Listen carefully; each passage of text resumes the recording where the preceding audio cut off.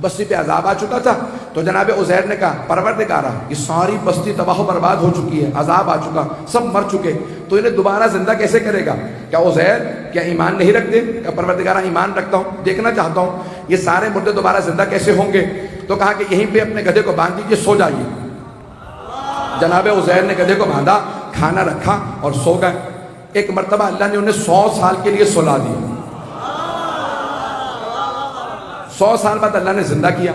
اللہ نے فوراً سوال کیا کم لبستا, کتنا عرصہ سوئے ہیں؟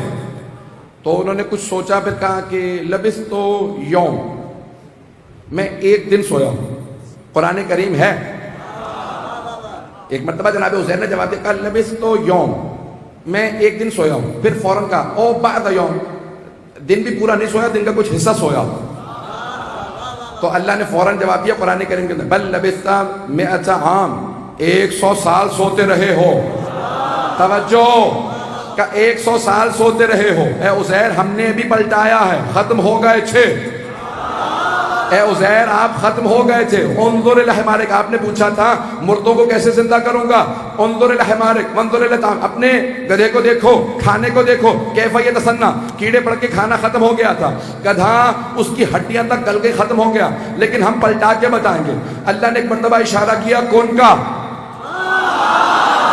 گدھے گدھا بن جائے. ایک مرتبہ ہڈیاں بننے لگی, گوشت چڑھنے لگا, خون دوڑنے لگا, کھال بڑھنے لگی. ایک مرتبہ گدھا بن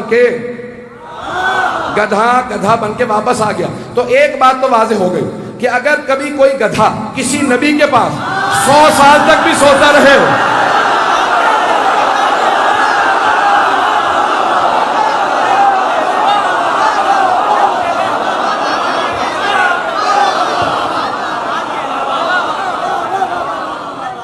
بات واضح ہو گئی.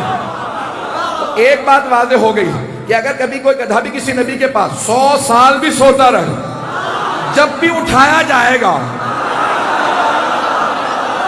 تو گدھا ہی رہے گا, کچھ اور نہیں بنے گا.